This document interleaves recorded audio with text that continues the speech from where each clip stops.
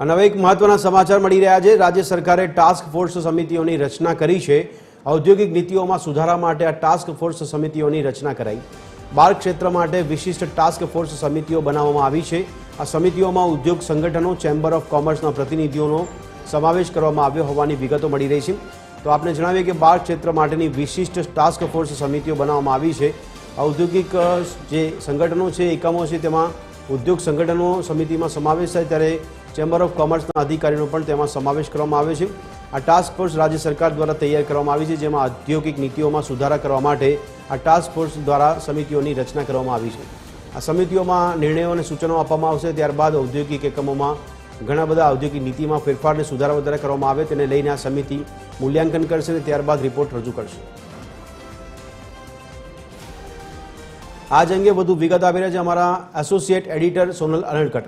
આ સોનલ, જણાવશો આ ટાસ્ક ફોર્સની મુખ્ય ભૂમિકા શું રહેશે અને કયા પ્રકારના સુધારા વધારા જોવા મળી શકે છે ઔદ્યોગિક નીતિમાં? જી, ભારત 2047નો જે વડાપ્રધાન નરેન્દ્ર મોદીનો એમ છે તેને સાકાર કરવા માટે થઈને ઔદ્યોગિક નીતિઓમાં સુધારાના ઉદ્દેશથી ગુજરાત સરકારે આ ટાસ્ક ફોર્સ સમિતિઓની રચના કરી છે। 12 ક્ષેત્ર માટેની વિશિષ્ટ ટાસ્ક ફોર્સની સમિતિઓની રચના કરવામાં આવી છે, જે વિવિધ ક્ષેત્રે નીતિઓના આધુનિકરણ માટેનું જે કામ છે તે કરશે।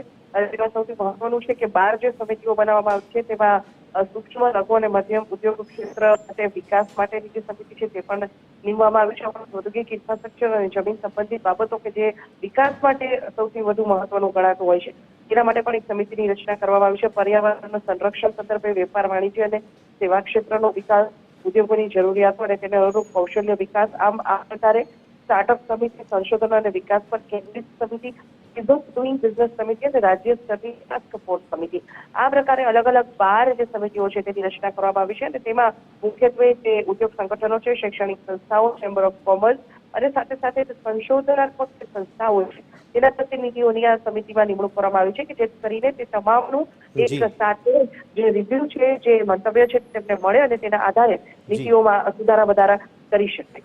જી સોનલ, ધન્યવાદ સમગ્ર માહિતી આપવા બદલ।